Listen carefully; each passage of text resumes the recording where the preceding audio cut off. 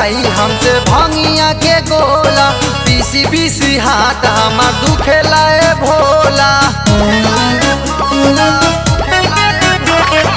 अब ना पिसाई हमसे भंगिया के गोला, पीसी पीसी हाथ हमार दुखेला ए भोला।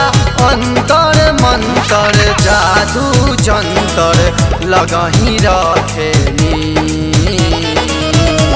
कि भोला रौरा बैठी ऊंचे पर्वतिया भक्तन के देखेनी, कि भोला रौरा बैठी ऊंचे पर्वतिया भक्तन के देखेनी।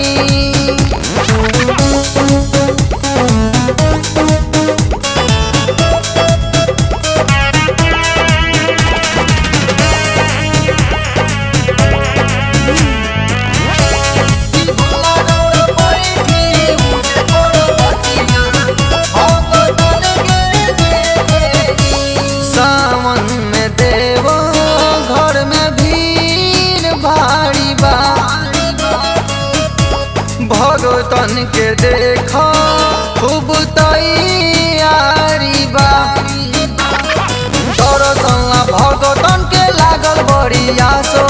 सावन महीना ई लोगो खातिर खासो, कोठा मरिया छोड़ी पहड़िया जाके बसनी, कि भोला रौरा बैठी ऊंचे पर्वतिया भगतन के देखेनी, कि भोला रौरा बैठी ऊंचे पर्वतिया भगतन के देखेनी।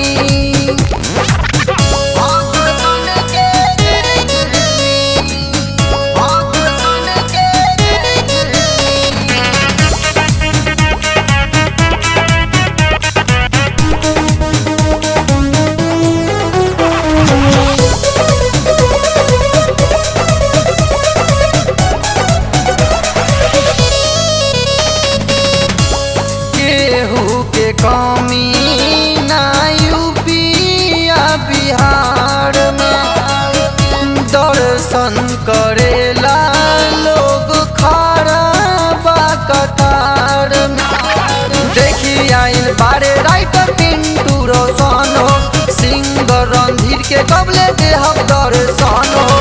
दिलवा से जलवा जे भी चढ़ावे ओके रोशनी,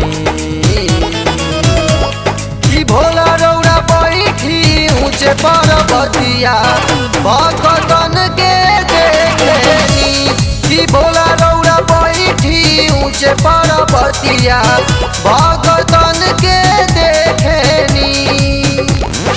अब ना पिसाई हमसे भंगिया के गोला, पीसी पीसी हाथ हमार दुखेला ए भोला। अब ना पिसाई हमसे भंगिया के गोला, पीसी पीसी हाथ हमार दुखेला ए भोला।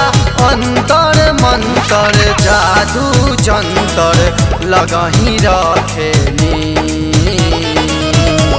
कि भोला रौरा बैठी ऊंचे पर्वतिया भगतन के देखेनी, कि भोला रौरा बैठी ऊंचे पर्वतिया भगतन के